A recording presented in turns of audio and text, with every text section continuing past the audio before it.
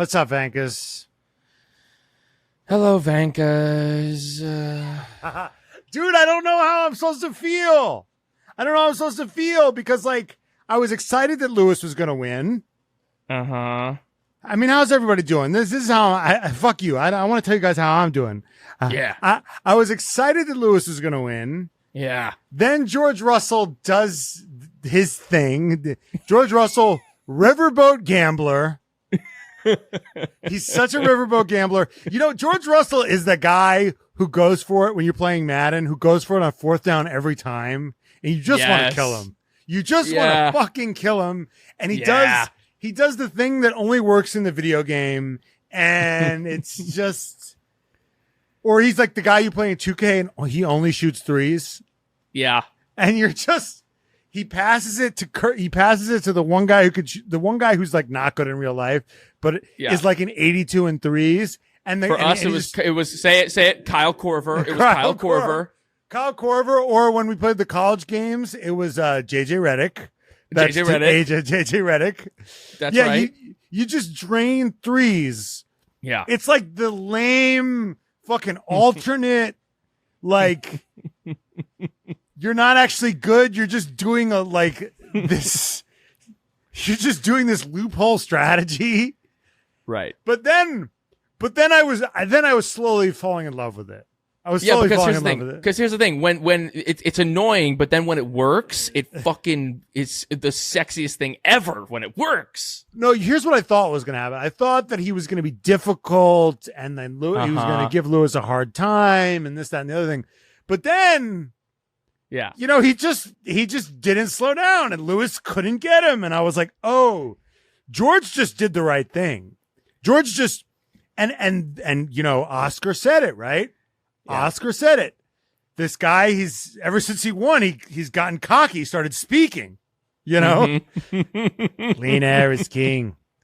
Clean air is speaking. He's speaking now in haikus instead of monosyllabic. Yeah, he's like, I don't know if I need to say it, but obviously clean air is king. Yeah. And then it makes you think, what if he had stayed out? Dude. You know, what if any of these guys had stayed out? Well, it is a good point. And, you know, I was really impressed with George Russell, how he was able to hold off Lewis Hamilton. And I was like, wow, what an impressive drive from George, given what an unusual performance. I mean, wow, he was really able to hold pace on these really old tires. It's almost like he had a weight differential. A lot of hay will be made. So once I fell in love with, and then George Russell was celebrating like he won the Super Bowl and going Sally Field vibes and the Oscars, like, you like me, you really like me, or whatever it is. And he was going crazy. And I love that he was blowing himself because he was like, amazing strategy, guys. Amazing. That was the best. And then I was like, wait a minute. Never mind. I'm so happy that he won and not Lewis, because Lewis is like, just want to thank everybody back at the factory. Great work. Keep pushing, guys. And amazing. It said George Russell's like, amazing strategy, guys. Who thought of that? Seriously, guys. Like, whose idea was it for us to do a one-stopper? Really, guys? Seriously. And then that person's amazing. And then Gunther Steiner, our coworker, was like, so who is the genius that thought of the strategy? And he goes, oh, and he's all smug. He goes, it was a team effort. It was all of us, really. And it's like, no, dude, it was you. It's always you coming up with these fucking Hail Mary ideas. Yeah, dude. Fucking crazy ideas. It's always you. And it's like the broken clock is right twice a day. And we've seen this before. We've seen this in other races where he does the alternate strategy and Lewis is behind him and he's got to let him through, because he's on some crazy alternate shit. But this time he was in the clear air and Lewis couldn't get through him. And I was so happy. The way his goofy run with his arms just fucking ragdolling around as he ran. He didn't even have time to do the pose. He's like, let me just do the mosh pit. Let me go make out with my team. And it was such a beautiful moment. And for it to be taken away because of some needle dick scrutineering, because of the nerds, because he was 1.5 kilograms overweight was crazy. Now, this is going to be an amazing episode. We're going to cover everything. What a fucking amazing race this was. I'm so bricked the fuck up, and especially with this curveball at the end. We're going to be talking Lando's failures. We're going to be talking everything happening at Mercedes, Toto on his cell phone. We're covering it all, but let's get into what the fuck actually happened with George Russell.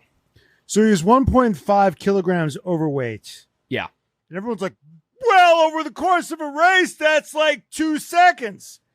Now, that's true, but he probably wasn't overweight the whole race. It was just because there's two things that happen. Is usually, yes, he probably wore his plank out. That's what they're saying. He had enough fuel in the car. It was like when they took the fuel out of the car that his car was underweight. Okay. Or they took the requisite. And so here's what happened. It's because he went long. He took so much energy. He took so much rubber, like literal rubber, like literally pounds of rubber came off of that one set of tires. And that's the difference. Like these guys, they cut it so close that the conventional wisdom is that because he did the one stop, that his tires were so emaciated by the end of the race that he was underweight. Yeah. Second thing, usually when you do an outlap after the race is over, the guys, the drivers to sort of hedge against this is they go off the track. And I just learned this. I'm not acting like I know everything. I just learned this. Okay. Yeah. The guys, they go off the track and they pick up all the marbles. They pick up as much marbles as they can to get weight back onto the tires. So it's basically they're purging, then they binge. Yeah. Then they binge on the marbles to make like weight. That seems like a flawed system that the tires factor into it. It is what it is. It does. Yeah, you should. But that's fucking. Wait, I'm mad now. I'm mad. That's bullshit. Why should the tires be included? They should just weigh the chassis. Dude, that's a good point. They should take the tires off. That's fucking bullshit if that's the reason why. I'm pissed off. Well, you can't just narrow. It's everything together, right? It's that he probably took off too much fuel. He probably wore too much plank. And he probably wore, like, those three things added up to like a 1.5 kilograms. But yeah, it sucks that you get punished for like being a tire hero. And the problem with Spa is that they don't let you do an outlap because the lap is so long that it would take like so long. So what you do is once the race is done, you just do a U-turn and you come back. So George couldn't do an outlap. George couldn't pick up marbles. And the thought is if he could have picked up marbles, he would have won that race. Because, like, literally, that's the difference. Now, wow. What Mercedes should have done is they probably should have thought about that and said, look, we got to, like, you don't have, I mean, it's talk about, like, thinking of everything.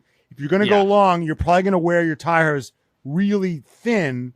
Yeah. And we're going to have to, and you're not going to be able to pick up marbles. So what you're going to have to do is you're going to have to like save a little bit extra fuel to counterbalance that.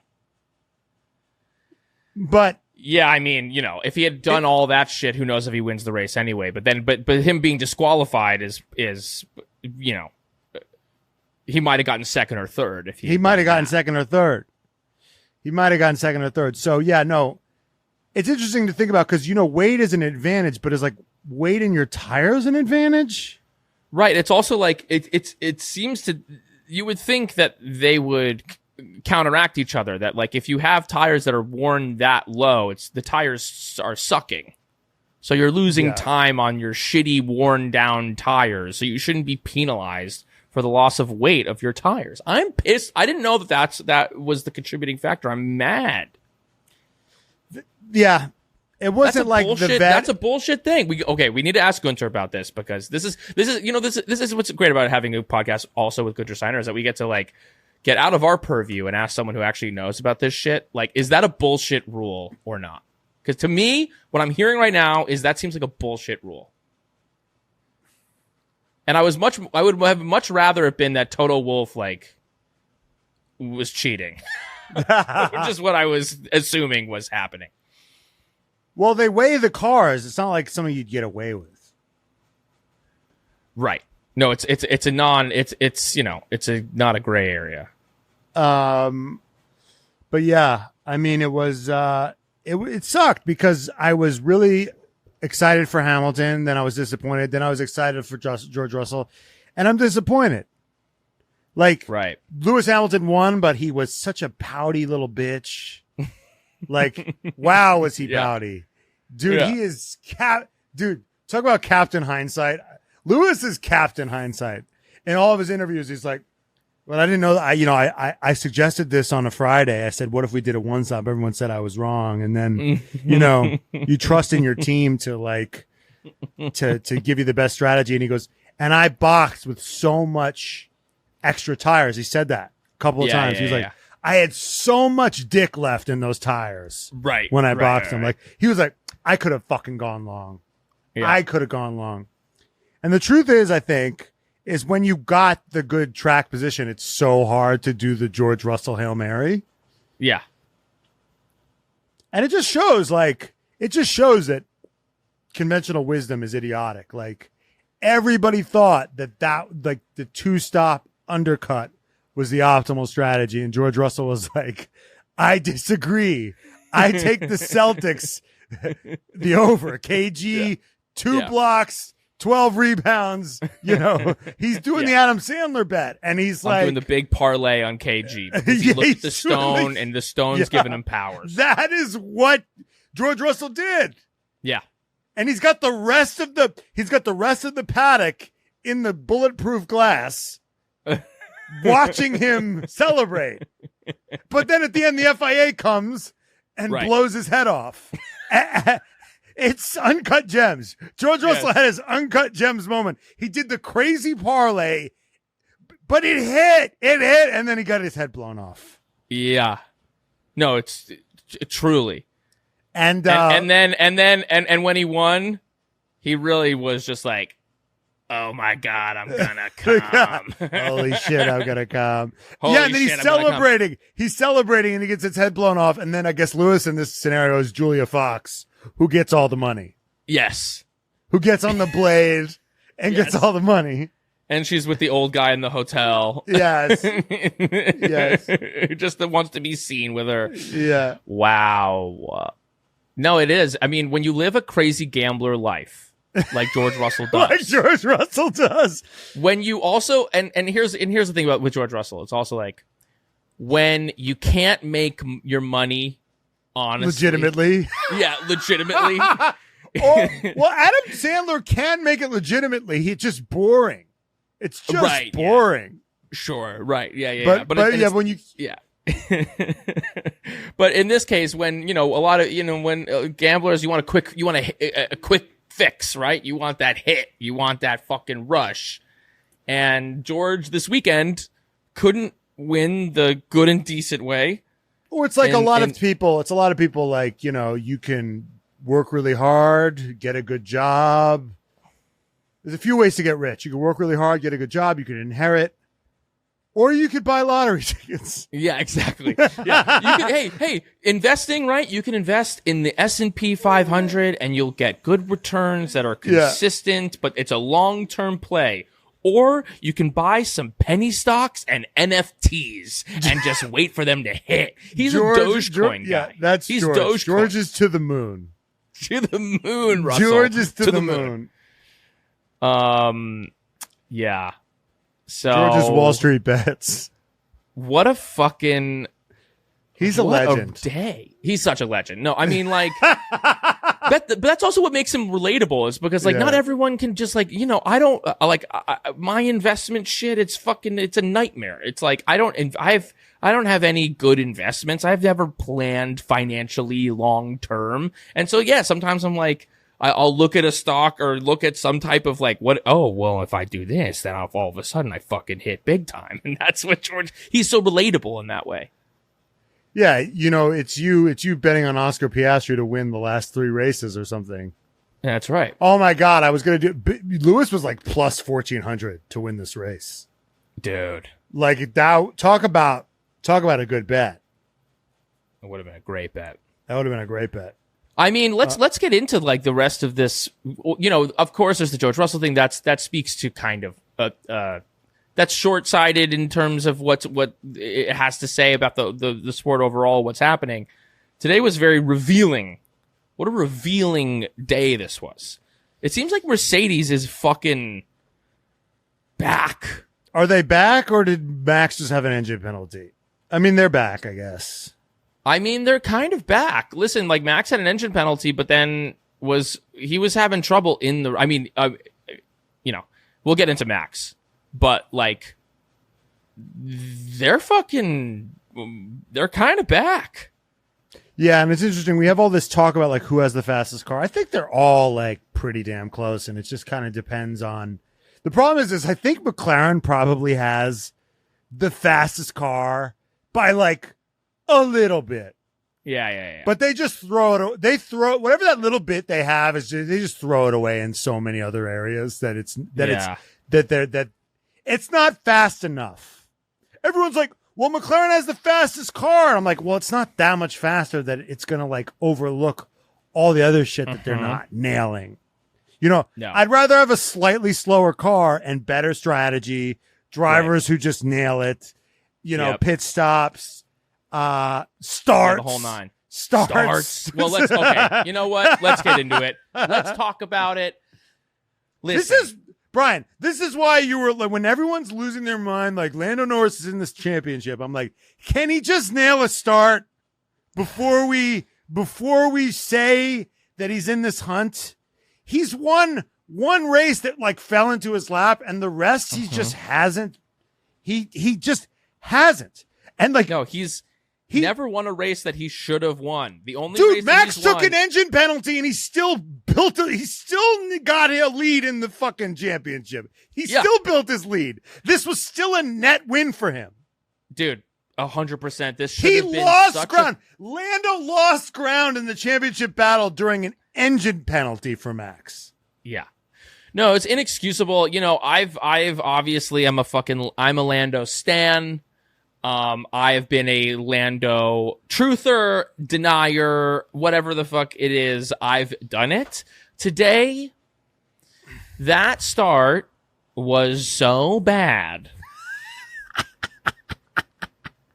I couldn't believe ran himself off the road. There was so much room. I watched it back because I was like, oh, did Oscar fucking bully him? And I was like, no. The ghost of Oscar fucking bullied Lando. Lando was out there seeing ghosts and was terrified of like turning too far on the inside and clipping and being knocked out of the race, and was driving scared. That's what that read to me. That was a guy driving scared, and he ran himself into the gravel, and then all of a sudden he doesn't have track position and he's out of position and doesn't have the stuff, and he's fucked himself.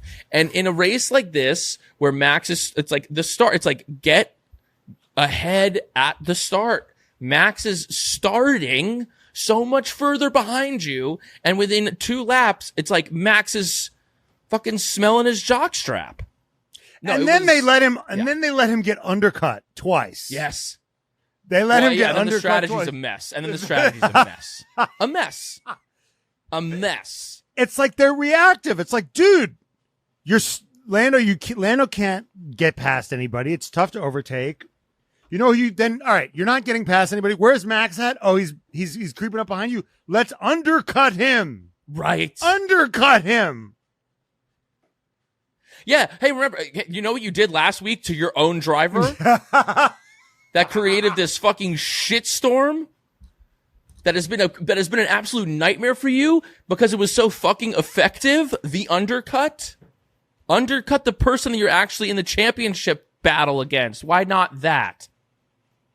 Yeah. I mean, no, that's why Max got by him. It's over. It's so fucking over. McLaren might win this psychologically. It might not be mathematically over, but it's psychologically over. It is psychologically fucking over. This was a secret. What? I mean, the story's Russell, the story's Hamilton, the story's everything that happened at the front. The story of the championship, today was a defining moment.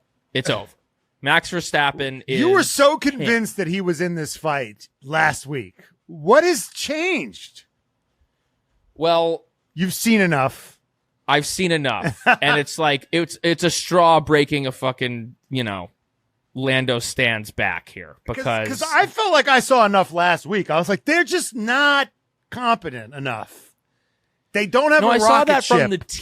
I saw that from the team, but then it was like they had the 1-2. Look at this dominant car. The fact that it's a few factors. But the fact that they can't even nail a 1-2, like even in 1-2 they come off looking like jackasses. Of course, but I was like, listen, they okay, now they've got the rock. It's theirs. Like, what are you gonna do with it? But then a few things like today, the fact that the Mercedes had pace. That fact that Max had the qualifying that he had, I mean, absurd. And then the cherry on top that when it's in those close quarters, which it looks like the rest of the season, it's going to be more of like a toss up. Who's going to win these races? Will it be McLaren? Will it be Mercedes? Will it be Max? Or maybe at certain races, Singapore, Las Vegas, will it be Ferrari? Yeah. I do not have faith in McLaren, and I don't have faith in Lando. I don't have faith in Lando this year. It's just not going to happen. The problem, and it pains me to say it because I'm a Lando fucking stan, but it's over.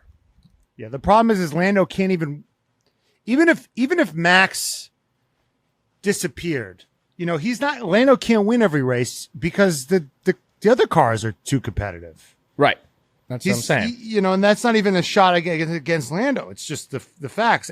And then you add the fact that for some reason, yes, he just throws it into reverse every fucking start. He just I don't know what is like. And the thing is it used to be like Lando no wins. Now it's like Lando no start. Like it's and I think it's going to be like an ED, like, every start is going to be a problem now. It's going to be like free throws for right now he's in his head. Now he's going to be in his head. He's already in his head. Guy's fucking in his head. What do you do about something like that? What do you do about a if you're a great golfer and then you can't putt? Right. Yeah, it's a game between the ears is what they say. It's a game between the ears. And same with driving. It's like, it's all mental. And no, you get into a bad rhythm. You start shanking the ball. There's this great, have you ever seen Tin Cup, the movie Tin Cup? Yeah. I've heard of it. I haven't seen it. It's a great movie. Only to be outdone by Finnegan's Foursome, which will be, out at some point. That's what it's called, Finnegan's Foursome? Finnegan's Foursome. Be out on some point soon on Paramount Plus. In Tin Cup, Kevin Costner plays a pro, like a local pro at this like shitty driving range, like in New Mexico. And he lives in a trailer. And he's a drunk and blah, blah, blah. And then he gets an opportunity to play in the U.S. Open in like these pro-ams. And he starts, making a name for himself trying to do this. So it's like, and he's like, it's challengers. He's Josh. He's, the guy with the ears who I love. Yeah. He's that guy. He had all the talent, but he was just like, a drunk and a living for the moment guy. He never got to really use it. So Tin Cup is him attempting to do that. And then at one point he just like, he's on the driving range and he gets the shanks. And he just starts like shanking the ball, which is where you just like, it just goes straight right. Yeah. So it's like he's slicing it or something? He's slicing it like crazy. Yeah. His caddy, played by Cheech Martin, starts going like, all right, tie your shoe. And he's like, what? Tie my shoe? And then he like ties his shoe. No, tie it the other way. No, tie it together. Turn your hat around. Put on your glasses, blah, blah, blah, blah, blah, blah. He gives him all these like weird kind of whatever directions. And he goes, now hit the ball. And then he goes up and he hits the ball and he goes, and he hits it well. And he goes, what the fuck happened? He goes, because you're not thinking about shanking. You're thinking about your shoes and your glasses and your hat and blah, blah, blah. He gets him out of his head. Yeah, and how do we get Lando out of his head? That's how you have to, for like, performance coaching, that kind of thing. It's like, the more you think about the thing, the worse it's going to get. But Brian, it's like me telling you not to think about pink elephants. Of course. But the thing is, elite, I think at the elite level, you have to be able to like have the discipline to be able to not think about it or put it out of your mind or have techniques in order to be able to just be present. And I think I think what is alluring about driving, why people love the thrill. We talked about the gambling thing, like why people love driving, competing in sport, gambling, skydiving, acting, writing, or whatever, any creative endeavor. It's because you get out of, when you're really doing it, you're out of your head and you're just you're just living and you're just present. Yeah. You're present. Just doing the thing.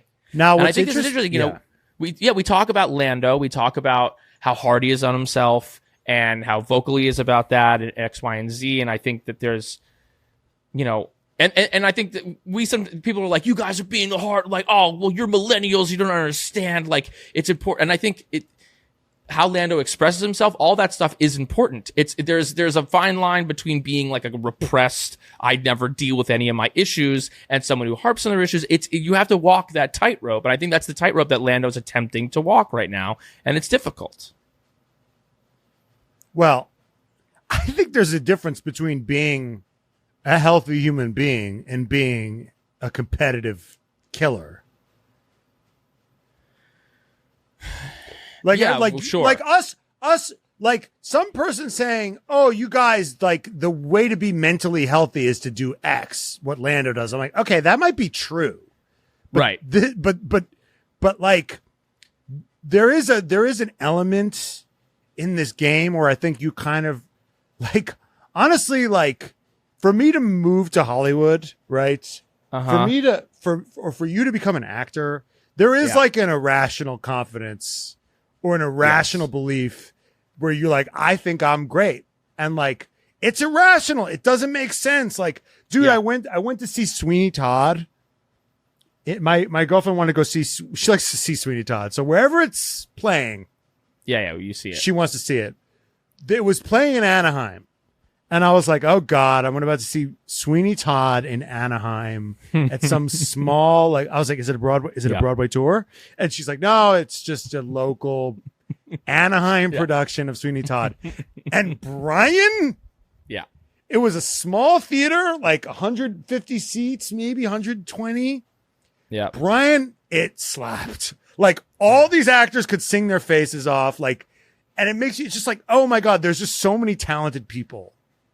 You know, it's just so much talent to then move to Hollywood and be like, I can wade through all this talent and like rise to the top. It's like, dude, look who's in Anaheim right now. Like actual crazy talented people. Right. And I think that like, and a lot of these guys, they have that irrational, you have to have this irrational confidence to make it to F1 to say, you know what? You know how low percentage of a play it is to be like, I'm going to be an F1 driver. It's the lowest percent. It's delusional. It's mentally unhealthy to think you can make it to F1. You have to, you have to fucking be delusional. Right. Now, like, if you're Lando Norris and your dad's a bajillionaire, you're like, yeah, we'll give it a shot. If it doesn't work, I'll just, you know, that's his advantage, right? Is that, and his disadvantage. Whereas like Esteban Ocon, it's like, if he didn't make it, they're fucked. Like, you're just fucked. You know how to do one thing and now you can't even get paid for it. So, I mean, I think you kind of have to have irrational confidence when you're in this game. You have to kind of be delusional. You have to, when you're in these when you're not a fucking accountant, when you're in a high performance, low percentage probability of success game, you have to be fucking delusional. And you have to be fucking irrational, and you have to be like, "I'm the shit. I got this." Even when you're down, and I think this is the thing. This is the thing. And it doesn't fucking apply. He does not like stop trying to like think about like what you learned in therapy and try to apply it to what the fuck he's doing. You going to therapy, talking about your problems, and then like fucking clocking in at your job at human resources is not the fucking same thing. It's just not. Right. Now here's the thing. Like, everyone has their way of processing shit, but like Lando, like this is the job. It's the business they're in, right? This is their business that they're in. And you know, it's so interesting. All this shit just makes you think about your own life. Like when I first moved to LA and I was like trying to do the actor, like I was a cocky motherfucker, right? Like our whole lives, right? Yeah. I was like Mr. Like I'm the shit. Like I could go, oh, I'm here. Everything goes my way. Like I'm the leads in all the shows. I get into like the best drama program in the country. I'm like the leads in the shows there too. I go to LA. I get these great representation. I'm like, okay, like time for the next part of my life to be easy and work out. Yeah. And I'm look at me, I'm charming and like, you know, personable, blah, blah, blah. Then it's not working out. And I didn't know what to do with myself. And I was like all of a sudden doubting myself, and I was really hard on myself. And ultimately it's a time that I'm thankful for because it allowed me to like be a more well-rounded person that I think. But like I needed to get knocked down a peg, and I'm grateful for it. But at the time I was just like, I had none of my mojo. Remember in like Austin Powers, he took my mojo. He took my mojo. Yeah. Like that's how I feel. That's how I felt. And I remember I was talking to my mom at one point, and she was like, you know, you need to, like, where's the old cocky Brian? Like, you just need to bring some like cocky energy into your life. Like, and she used to be, I think my mom used to be like, you know, you can be a little cocky sometimes. Like maybe tone it down. Then she was like, no, you need more of that. I say all this to say that, like, I think Lando Norris has lost his fucking mojo. Yeah, Brian, when Brian booked his biggest job, he was like bragging that he was going to get it, like before he got it. And I was like, Brian, like, settle down, like, come on. Dude. I usually know when I'm going to get jobs. I usually have a sense but there's a cockiness. But I think Lando has lost his mojo this year. I think that being in this position he's lost fucking mojo. I think that Max Verstappen, like, Max doesn't lose his mojo, but sometimes you lose. There are people there you can lose your mojo, and that doesn't mean you can't get it back. But it's a journey to getting your fucking mojo back, and only he can answer that question how he's going to get it Brian, back. But right now it's lost. I love your like. I love that our sort of like, okay, like we're going to do something more pragmatic with our lives. Let's start a podcast that 1 million people started in the pandemic. That'll work. I mean, it's irrational. We're irrational people. So we make these, because we have this, it's faith based. You have to believe in yourself, and you have to believe that it's going to work out. But what I find so interesting about starts is that there's something interesting about starts. Because starts are when you have time to think, where nothing's happening. Like, it's one thing when you're in the mix of the race, but like, that's when the thoughts can creep in, when you're just sitting there alone in your own thoughts. No fucking, you can't put the Spotify on, you know? Right. You know, when you're driving, I think I've asked one of these, I think I've asked drivers this before. Sometimes when these guys are driving, like, they forget that they're driving. You know what I mean? And it's the same thing. Like, I've gotten in the car, fired the car up, drove for 45 minutes, and I get to a destination. I'm like, what the fuck even happened? Yes. Like, how did I get here? And then I panic. I'm like, did I run over 9 people on the way here? Right. You know? And I think the reality is, like, you're probably driving your best when you're doing that. Yeah. Because you're not thinking about it. You're just lizard brain. And you're lizard brain. And these guys have been doing this for their entire lives, that they're at their best when they're not fucking thinking about it.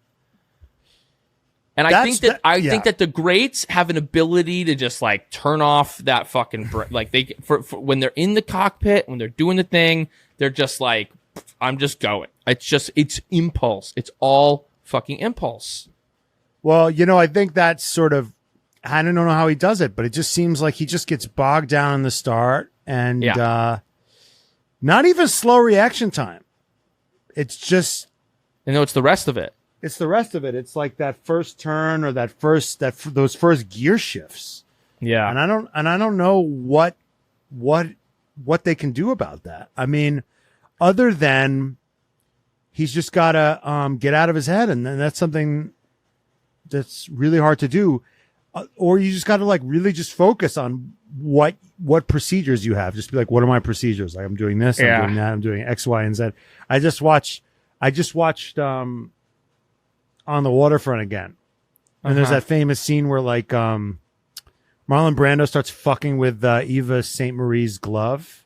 She drops her glove and he picks it up and he's just doing he puts on her he like first he cleans it and then he puts it on.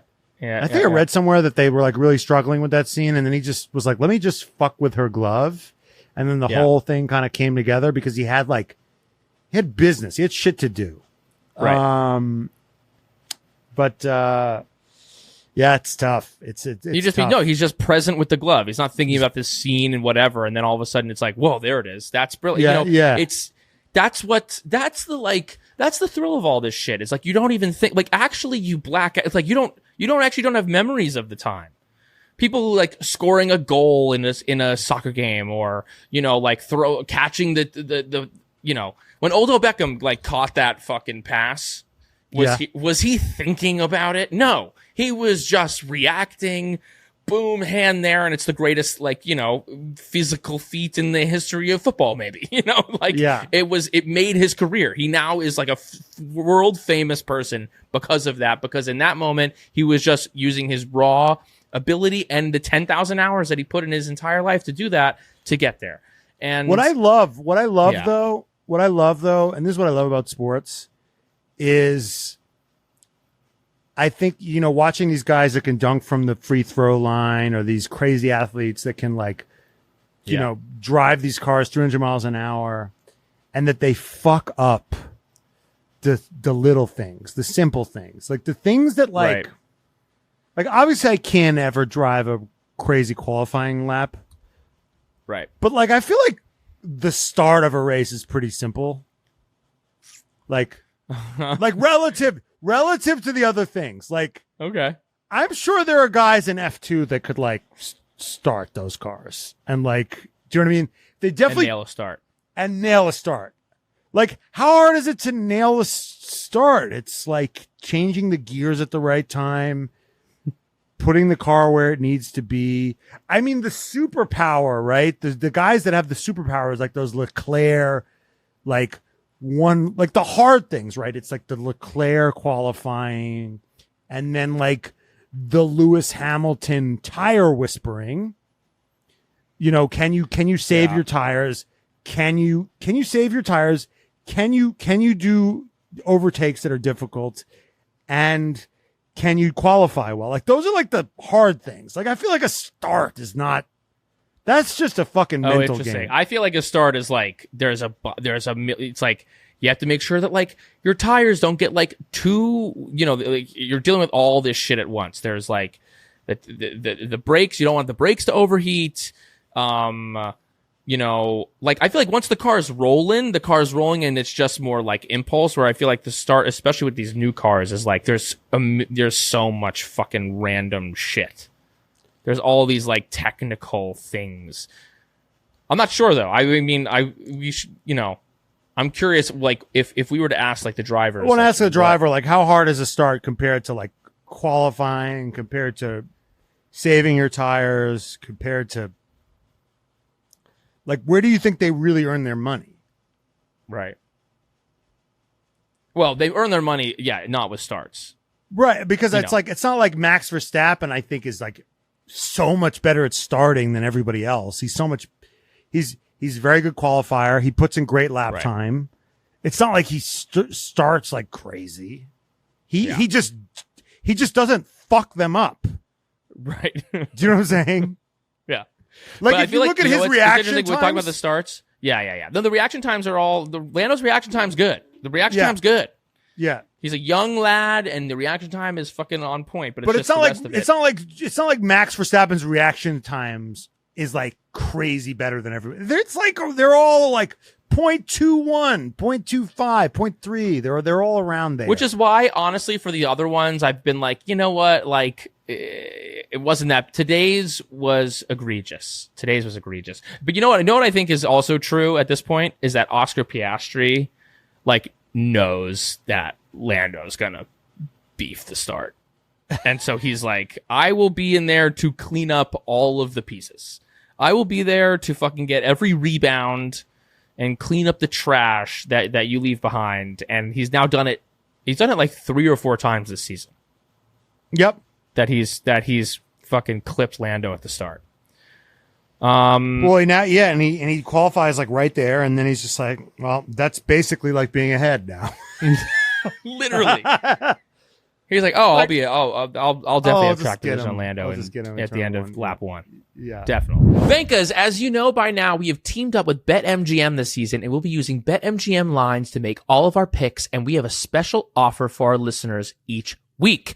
If you have not signed up for BetMGM yet, keyword yet. If you have, we love you. If you haven't, get on it and use the code DADDY, and you will get up to $1,500 first bet offer on your first wager with BetMGM. Here's how it works. You download the BetMGM app and sign up using bonus code DADDY, because we're fun. Deposit at least $10 and place your first wager on any game. You will receive up to $1,500 in bonus bets if your bet loses. Just make sure you use the bonus code DADDY when you sign up. Don't forget, if you haven't signed up for BetMGM, use bonus code DADDY and get up your $1,500 first bet offer today. Gambling problem? Call 1-800-GAMBLER. Available in the U.S. Call 1-877-8-HOPE-NY or text HOPE-NY 467-369 for New York. Call 1-800-327-5050 for Massachusetts. 21 and over only. Please gamble responsibly. Call 1-800-NEXT-STEP for Arizona. 1-800-BETS-OFF for Iowa. 1-800-981-0023 for Puerto Rico, or visit www.1800gambler.net for West Virginia. First bet offer for new customers only, subject to eligibility requirements. Bonus bets are non-withdrawable. In partnership with Kansas Crossing Casino and Hotel. See BetMGM.com for terms. U.S. promotional offers not available in New York, Nevada, North Carolina, Ontario, or Puerto Rico. The start. I mean, let's talk about the rest of the starts. I mean, Leclerc was on pole. Remember that? Oh yeah. Well, obviously we were like, yeah. I mean, I think he's up there for the most amount of poles to not wins. But I don't even think he blew that. I just think the car was not fast. No, he was out of position. He had no business being there. You know, the quali. I mean, we can talk about quali a little bit because Max Verstappen beasted in quali. Yeah, but there's some speculation that he was set up for quali, and then that kind of fucked him. Yeah, because there seemed to be a thing where it was like, are you set up for dry or wet? And what they said was that the McLarens were like, they were actually set up for a dry track, and obviously today was dry. So just no excuses over there. But yeah, literally. No, Max was set up for quali because they were like, well, we need you to qualify as high as possible because I see. You know, that is sort of maybe the impression there. I see. But even still, I mean, he was like 0.6 ahead of like everyone else. Oh yeah, no, he's an animal. Like he got that pole by a chunk. Yeah. I mean, a fucking chunk. And then the race today, I mean, he had a great race. He had a fucking he had a fine race. He picked up two spots in the beginning. Yep. He did some undercutting. Yep. And that was it. The car's kind of like not that there. But he didn't overtake anybody. But still, it was just like they had a good, you know, it was like he did all the right things. He and GP were in lockstep. You know, they have, you know, handled their business off track. And Sergio Perez, who started the race. No, it's so funny when Max got pole, like he was doing a Lewis Hamilton impression. He's like, I just want to thank everybody back there. Like, thank you so much. Like, really great effort, you guys. Like, I was like, dude, this is so weird. This is so weird hearing you try to be nice. Yeah. No, Max has never thanked everybody at the factory, I don't think. Yeah. No, but Perez, let's talk. I mean, think it's night. I think it's night for Sergio Perez. I mean, look, we've said we think it's night before. Yes. I mean, statistically speaking, he should keep his job, given how many times he's kept it. Right. I mean, this is not his. He's clocked in worse performances than this. So Yeah. I mean, this time he nailed the qualifying, blew the race. Usually it's the other way. Right. But yeah, no, Hamilton fucking mugged him at the start. Yep. Yeah, and that was it. Although he started on the hards, I think, and then they put him on the mediums, and then they like pitted him out of the way of Max. Like Red Bull didn't do him any favors on the strategy. But he got he got mugged at the start. But he was on the shittier. I think they put him on mediums twice, which is like not the move. Right. And then they pitted him at a weird time just to get him out of Max's way. Yeah. Like his race was a mess, not just from his side of things, but I think Marco did say though, like I think there was I saw some quote of Marco being like, it was a bad day for him. Marco told Sky Germany, shout out, Sergio had the opportunity to take a good result from second place. Unfortunately, that wasn't the case, especially in the last stint. He completely collapsed where he set 1 minute 48 second lap times. What looked so positive in qualifying, unfortunately, didn't materialize in the race. And when asked about Monday's meeting to assess their driver lineup across the Red Bull and sister RB team, Marco said, "For us, the situation is such that we will also go through the overall situation for 2025. We have a number of drivers, and we have a concept." We have a concept for what we think is just the faint edges are starting to come into the fuzzy edges are starting to come into plays of Checo not being there. Yeah. Yes. It also feels like every time he does this, he's kind of dunking on Christian. Definitely. Because he's Christian's guy, man. Christian loves Checo, and Yep. and Marco's like, well, he sucked again. This guy sucks. Yep. It just shows how little power he actually has at this point, where all he can do is just fucking dunk on Christian in the press. Right. But yeah, it's tough. It's tough. I mean, he quoted his lap times. He's like, dude, this guy was doing a 1:48. I'm like, that doesn't sound very fast. It's like that's 13 or 14 seconds off like a qualifying time. But yeah, no, it's interesting. It's interesting why Perez fans, they just want him to keep being embarrassed every week. Like, I don't get it. I really don't understand. Yeah, I mean, it's not there's no great situation here. I mean, I think that they would maybe be happy if he was out and in some type of other place that was less, what this has been. But no, I don't know. You're delusional in that you think that, like, well, he's in a great car. Like, if he was just given the right opportunities, like, he would be. And it's like, no, he's been given every opportunity and he hasn't been able to beat. No, that's not the argument. The argument is that the car is built around Max. Right. That's kind of what I'm saying. Is like, he hasn't been given the opportunity because the car's been built around Max. That like they haven't prioritized. He didn't get his fair shot in taking the Red Bull to the top. That he's had to, eat the scraps. Yeah, but he's not even eating the scraps correctly. He's not. No, that's the reality of the I situation. think the bar is they're pretty delusional. low for him. They're delusional. Yeah. We're talking P2, as P3. as I was with Lando Norris, which is, it's okay. We're all can be delusional about the people that we love, our fandom. But at a certain point, you do need to recognize that it's time to cut your losses. Yeah. He said he was complaining that he had car problems, that his engine was doing weird things. I mean, he doesn't really take accountability. He's fueling the conspiracy theories that he's not being given a fair shake. When really, like, it seems like they're fucking obsessed with him, and they want him there. They want him there real bad. Yeah. Even if it's only to make Helmut Marko miserable. Because Helmut Marko wants to, like, because his pipeline, because that's the only thing he has anymore is his pipeline of talented drivers. And if Checo's planted there, then his pipeline of fucking Liam Lawson, Isaac Hadjar, Arvin Lindblad, all those fucking guys, they're just going to die on the vine. Yep.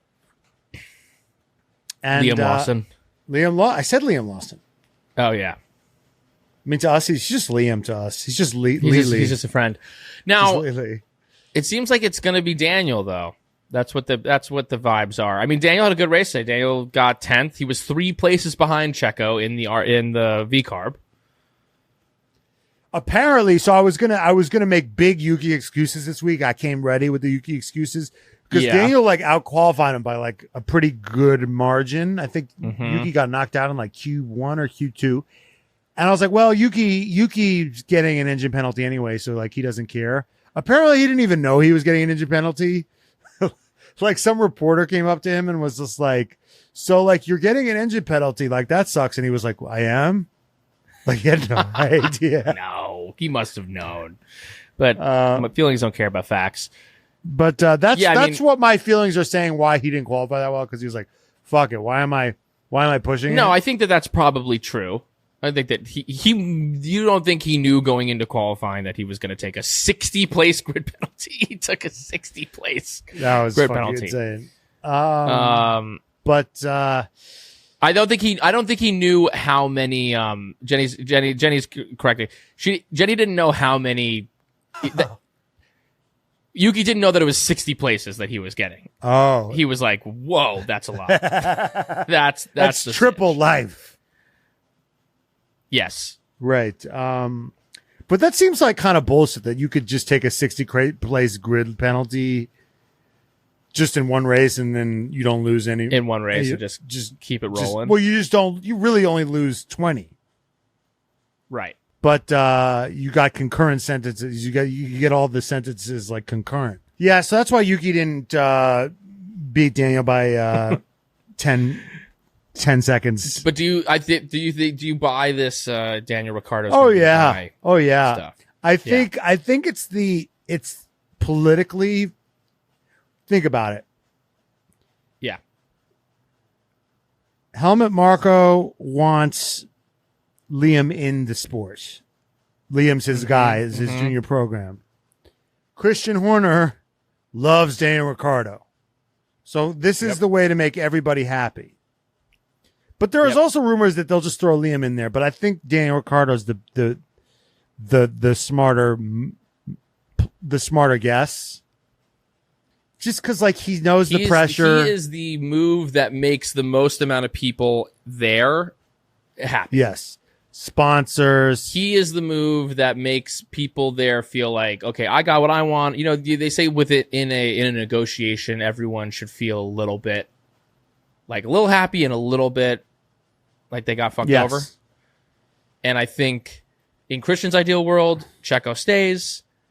In Marco's ideal world, Checo's out, Liam's in. But Christian's like, I want Daniel in. If we're not gonna have Checo, I want Daniel, and Marco I'll take Liam in the sport. Just horse trading with human beings. The only person who really loses is Yuki Tsunoda. Who's like, wait a minute, I'm beating Daniel Ricciardo. Why am I not getting the spot?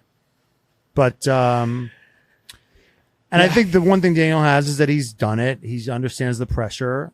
Although he hasn't gone against. He has the relationship with Max. They've already been down this road. Although he's gone against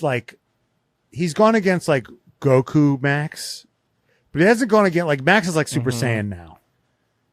Right. Max is like devourer of worlds, fucking Thanos. Now he was baby Thanos. He was like a cute little baby Thanos when Daniel was with him last time. So I don't know. Yeah. But I think Daniel will know. Like Daniel's might just know. Okay, this is the setup I need to do to just end up behind him, or just qualify behind him, not try to fucking win a World Drivers' Championship and fucking get knocked out in Q1 or fucking put it in the wall. Right. Which is, I think, maybe Checo's problem. And also I think Checo at this point is in his head, and I also think that like we talked about it before. all these cars are so close now, and these driver lineups are filled with top talent. And I think that Checo's getting left behind. Yep. That's also part of it. Okay, let's get into our awards. Let's start with Payback of the Day, sponsored by our friends at Cash App. Okay, so I was thinking that I was like, oh, well, this will be easy. Obviously, it's George Russell. Obviously, Payback of the Day is George Russell.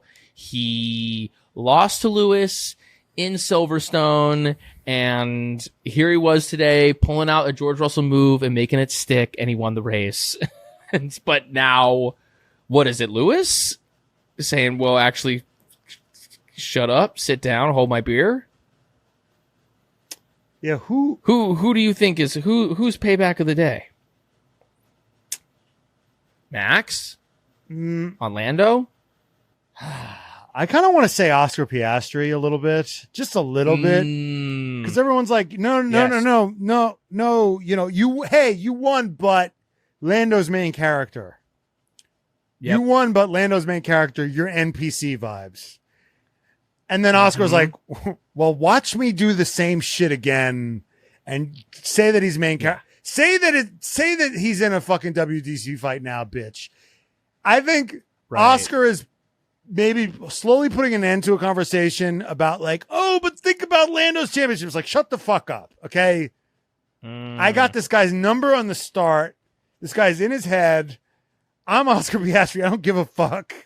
I dip the wheel in the gravel every goddamn lap, and I run over my front jack man. I don't give a fuck. Oh my God. Oh, wait. That was amazing. Dude, that was unbelievable. That guy is such a Chad. He got fucking drilled. And then he fucking figured it out, and then he took off his helmet, and there's a woman there checking on him. He's like, I'm fine. I'm good. Yeah, I'm good. And then there's great footage of them all clearly watching the replay of it. And they're like, oh shit. Right. Apparently it was his last race. It's like, what a legendary way to go by. Way to go out. What a fucking legend. No, that was wild. You really got to see how fucking intense. That's the most dangerous job in the sport. Front jack man. Crazy. When you think about it, you're standing in front of a moving car, stopping it, hopefully, because it's carrying a little extra speed. And those guys, they're going as fast as they can, and they want to fucking come to a complete stop. And you got to be like, I just watched this movie recently. You got to be like Will Smith and Tommy Lee Jones in Men in Black as the alien spaceship is coming towards you, and just not flinch. Mm-hmm. Remember that moment where they shoot down the alien spaceship and it's coming down and they just stand there chilling and it just comes to a stop right before them? You got to do that fucking 4 to 5 times a race. Yep. Maybe 6 times. Yep. And then sometimes they're like, oh, Checo, go get the fastest lap. They got to do it a 7th time. It's like, oh, fuck, I got to risk my life. So Checo going to do a fastest lap. And apparently we learned there's literally a guy there. His entire job is there's a backup front jack man in case the first one gets fucking killed. Yeah. Because there's a very good chance sometimes one of the jackmen just gets fucking thrown aside. Yeah, they get fucked up. And then you need a second jackman to come in and finish the job. That's a job I want. I want to be second jackman. That's the best job in the grid. No, he was just, he was like when you pick up like a little kid and you just throw them over your shoulder. Yeah. That was like the vibe. He just got like bear hugged. Yeah, no, Lewis. And he kept it on. Dude, I mean, that could have fucked them. I know. He came in hot. Fuck him. They lost he was like a 4.4 they lost 2 seconds. Thing, but like it could have been a lot worse than that. It could have been like a 10-second pit. Yeah. No, he saved them. He took you know what's interesting is you don't want to be like so planted because if you're so planted, like both your legs are going to get broken. You kind of want to be light. Be a little loose. You saw him. He was a little loose. Like took the hit and then was like ready to like lift. It was Be water, my friends. He was it water. Was water. Water becomes the cup. Yeah. Be water. Yeah, there's a famous moment where Lewis actually fucked up his jack. Oh yeah. Lewis fucked up one of his jackmen one time. There's people, they've broken legs and shit. Like, people will get fucked My up. point is Oscar is just a bully out there. He doesn't. Oscar out here doesn't give a fuck. Oscar says, "Hey, bring in the second jackman. I don't care. We got 2 of you for a reason." No, I mean, I don't know if it was. All right, yeah, so no, I think it was nice. I'm with it was you, nice dude. for No. Lando. It was nice for Oscar to be like, all right, you know what? Enough with the I'm with WTC you. Lando. No, Oscar's coming in hot. Dude, who had a bigger smile? Nobody had a bigger smile than, payback than Mark Webber. Mark Webber was watching the podium with a big shit-eating grin. He's like, I am such a genius. He could be fucking dying at Alpine right now. Yeah. Oh my God. He could be at Alpine right now, dicking around with Pierre Gasly. Talk about NPC vibes. Talk about, oh my God, Alpine's red fucking, they're red. It looked like, I was like, what am I looking at? Is this Sauber last year? Yeah, exactly. And then I thought they should have gone yellow. They should have gone Wolverine with it. But Ryan Reynolds was like, it's my fucking team. Okay, it's Deadpool. It's red. It's my team. It's my franchise. Dude, if I'm going to get one thing out of this, it's going to be Deadpool red. But it would have been way better if they had gone Wolverine yellow. Or if it had been the yellow been more prominent, it had been like half and half, or like big streaks of yellow throughout the whole thing. Feature the yellow a little bit more. Yeah. I'm with you. Okay. Vankas, not only does Cash App sponsor our favorite perfectly branded Formula One team, but they also make it easier for you to save money so you can do things that you love, like going to an F1 race. Boobies. Listen, to be honest, we thought that Cash App was just a way to send people money, right? You just send people money. Hey, Cash App me. Okay, I got you. But actually, it's a faster and simpler way to bank. You can start saving with as little as $1 with no hidden fees, no minimum balance requirements, and no account fees. Minimum balance requirements is crazy. It's just like, let me live. And Cash App lets you do that. And we all know that overdraft fees make no sense. Why are you charging someone if they don't have any money? Plus, when you deposit $300 or more in paychecks, you can get up to $50 in free overdraft coverage. It pays to get paid on Cash App. So go download the app today. Now back to the show. Daddy of the day. Daddy of the day. It's so interesting because it's like, dude, I want to now give with it the to George. Thing. It's like, I want to give it to George. Let's give it to George. Just fucking, outthinking everybody, just being a degenerate gambler of a father. I'm not asking for directions, and we got there faster. I mean, it was one of the radios of the day. A lot of times it doesn't work. A lot of times it's like, just ask for directions, Dad. Yeah. Come on. And he's like, I'm not asking for fucking directions. I'll tell you where we're going. Yeah, and he's like, I I have my own way. I have my own way. No, you take the Triborough Bridge. You take the Triborough. That's the way you do. No, you get on the Taconic. I'm like, Dad, why do we always take the Taconic? It's the most terrifying. Because you shave 15 minutes off the drive. Well, guess what? I've done that my entire life, and for that exact reason. Actually, the fastest way is to take the Taconic. If you survive. The Taconic at night is literally a bad idea because the way those lights, they go through, like, you could, the oncoming cars on the other side, the lights, they flick through. It's like an epileptic's nightmare. The way the lights flick through the guardrails, it's terrible. Yeah, the Taconic is the closest we'll ever get to driving in a GP. It's true. The Taconic GP, dude. I want to see it. Okay, George, Daddy of the Day. I like it. He deserves his fucking flowers. Hottest moment of the day. Might have been Oscar on one of the Ferraris. That was when I think it was Leclerc got ahead of him. Leclerc undercut him, and it was like, oh, Leclerc undercut him. I was like, no, you didn't, bitch. You didn't do shit this race. Your race is fucking irrelevant, Charles. Yeah. That was awesome. No, he had some pyrotechnics. I mean, I can't give enough praise to George Russell. Radio of the day, hottest moment of the day. It's like, are you sure you want to go on this street? Yes. Yes. Yes. Oh, dude, I cackled. Yeah. So you sure you want to do this? Yes. Yes, I do. Yes. Yes. You sure you want? You want the two Oreos now instead of the 5 Oreos? Like, yes. Yes. The thing is, we're so we have so much PTSD of these things not working out that we're like, oh God. Right. Lewis is not going to get him. And, KG's not going to get the 15 rebounds and the 4 blocks. It's just not happening. And the Celts are not going to win the tip off. It's like, and then it hit. It fucking hit. Yeah. And then it didn't hit. And then he was shot in the head. Yeah, you know that? Do you know the meme of like, it's like a hand with like a blue button? It's a meme. It's just like you see a thing and it's just like, do you want to do it? And it's just like, someone just like, that was George. Yeah. That was George today. You sure you want to go long? Yes. But it's also like, I love George Russell too, because I'm often wondering, why don't these fuckers try a one stop? Why are they not doing a one stop? It's like what you do in every video game. You always do that one. That's always the move. Because George Russell is doing what the caveman thinks is the right move. And guess what? He was right.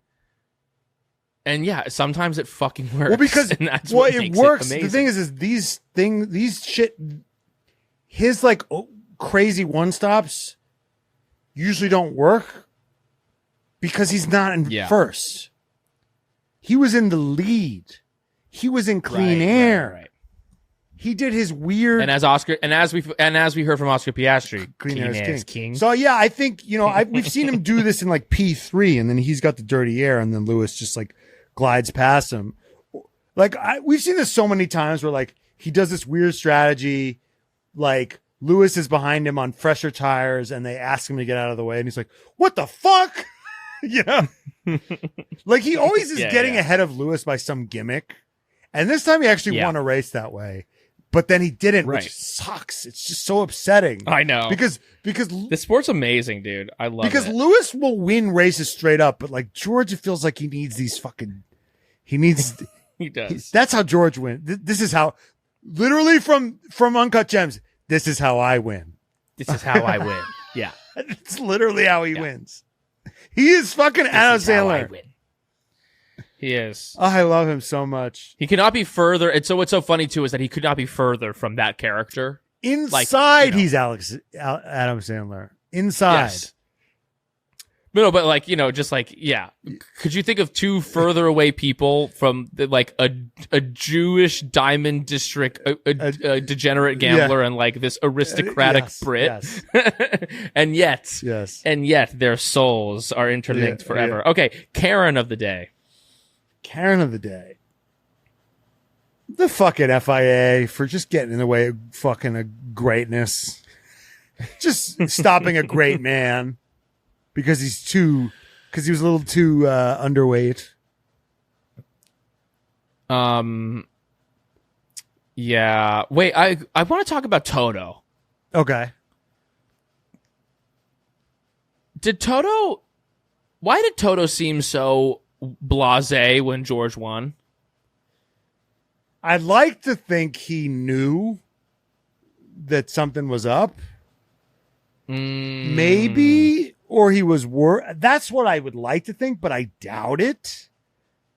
Like, because they showed him right after the race, and he just didn't. Joanna came in to watch the end. Did not seem happy. He was like, why isn't he happy? Yeah, right. I don't know. I mean, maybe that is what it is, because what I wanted to say was like, is he like, he's such a confusing guy. I don't understand Toto. I'm like, where do you know? He was ecstatic when Lewis won Silverstone. Right. George is your guy. George is your guy. He's gone. Like, where are you at with this? Why are you not excited for like the son who's sticking around? Well, better that than fucking like George.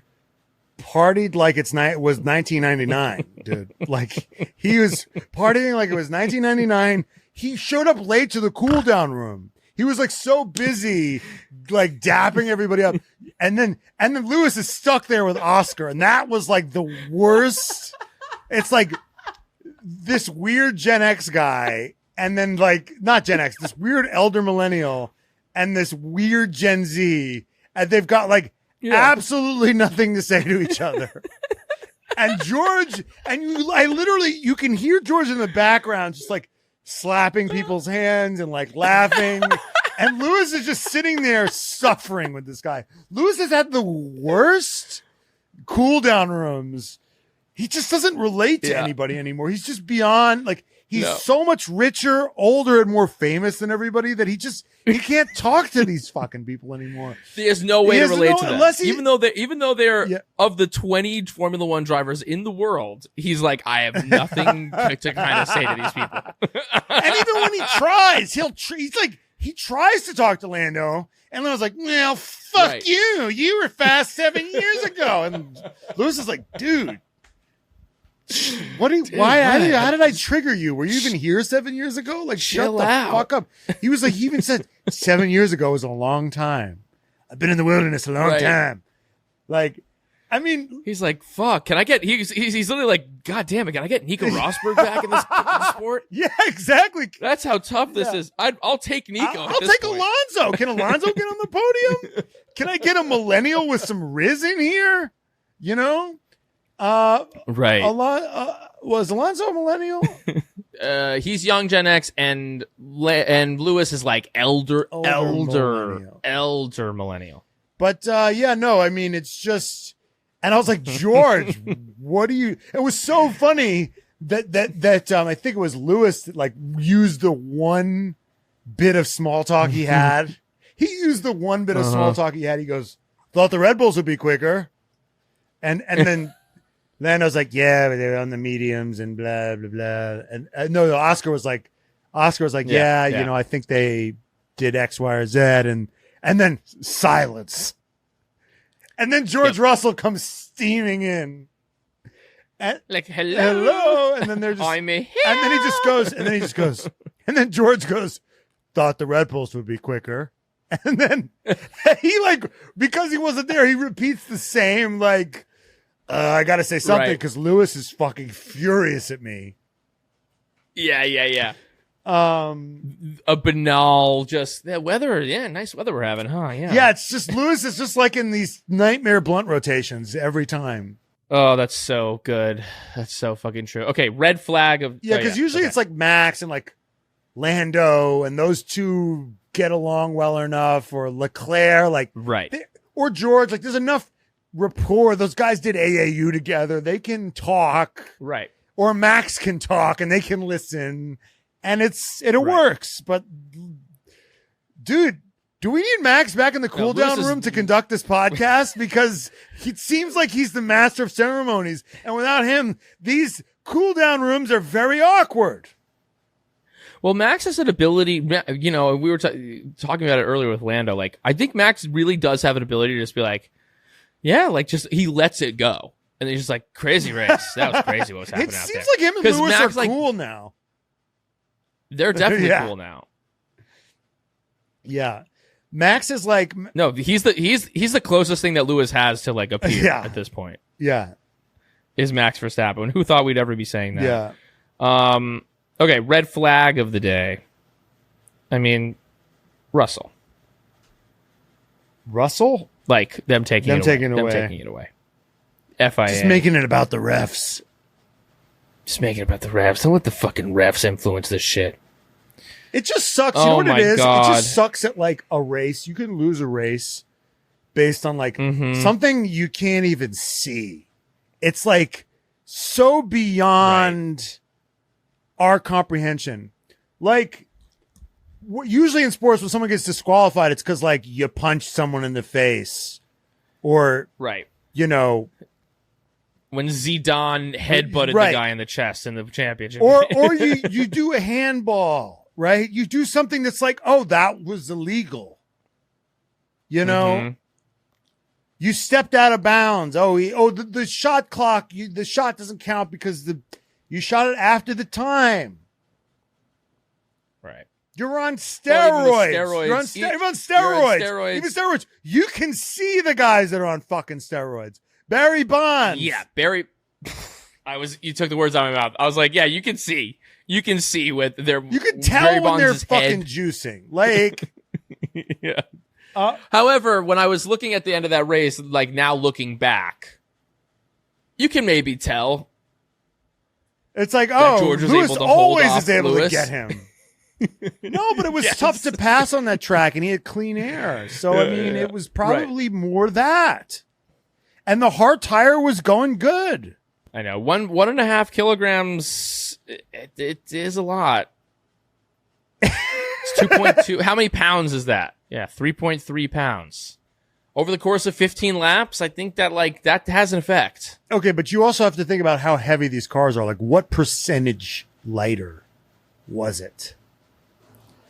I know, but they say that about like with the drivers that like each kilogram overweight is. I mean, they talked about like the nose and the paint. I mean, they're fucking all these cars are carbon fiber. They're all black because they don't want to use the weight of the paint. Don't get me. That should be the red flag every week. Don't count the paint. Yeah, don't count the paint. Just give them a paint allowance so these cars can look good. I mean, it's not fucking rocket science. Okay. Fuck, marry, kill the podium. Are we including Well, George? George is already dead. George is dead. They answered that one for us. No, the other, who got third then? Was it Leclerc? Leclerc got it. Okay. Leclerc. So now it's Hamilton, Piastri, and Leclerc.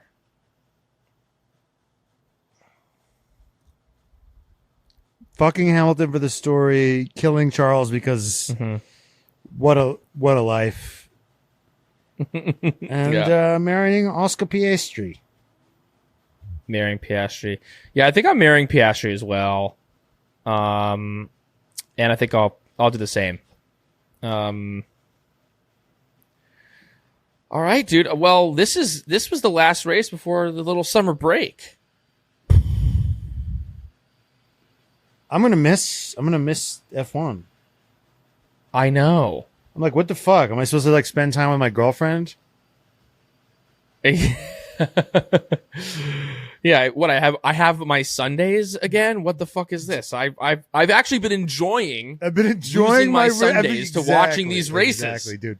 Oh, and dude, I mean, listen, we've been doing this shit for 3+ years now. I think this is our 200th episode. Is that right, Jenny? This is our 200th episode of this pod, and there are times where I'm like, fucking, I want my Sundays back because the races are trash and there's nothing going on and X, Y, and Z. But these races have been so fucking thrilling that I'm happy to lose my Sundays to them.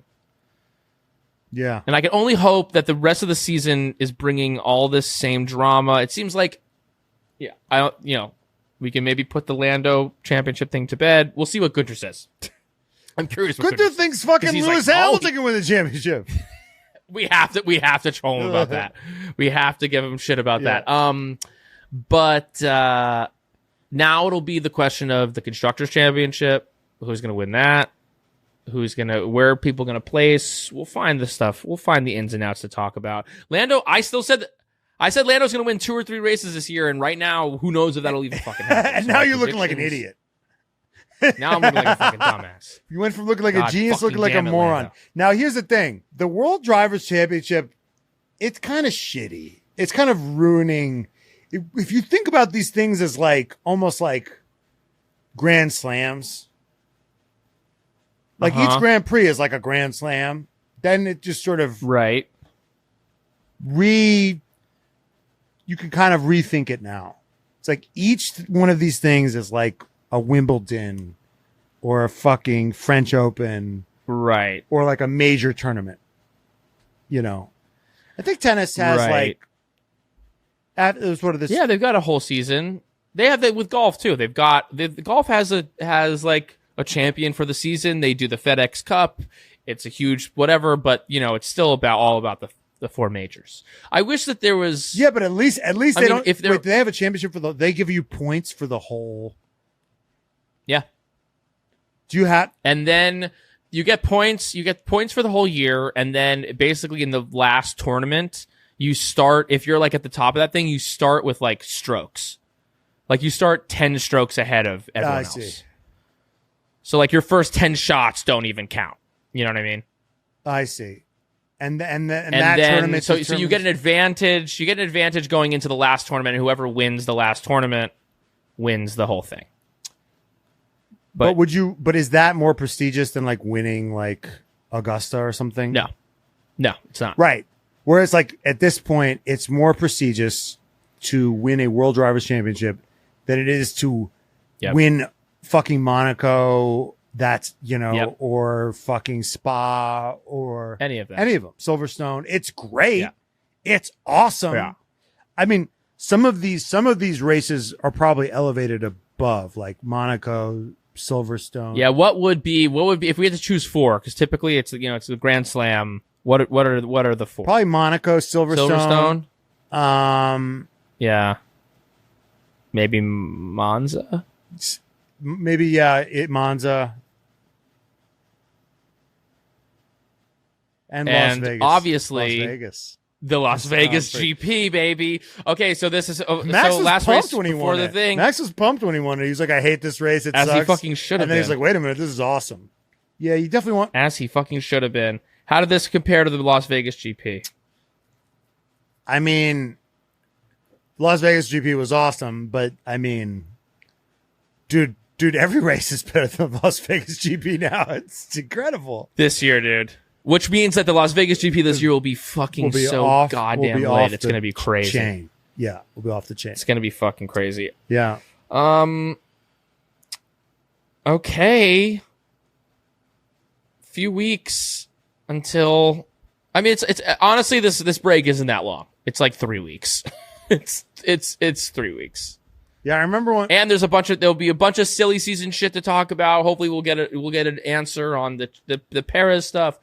Carlos Sainz will finally fucking take a shit, or get off the pot, and we'll find out where he's going. And the rest of these chips will fall where they may. And so we'll be able to talk about all that kind of stuff. And yeah, what an amazing fucking season! I'm amazing. So rock hard. Could you imagine if what a great race we had a World Driver Championship? Let's just ignore the World Driver Championship. This is just be present, like Lando Norris can't be present. And that's right.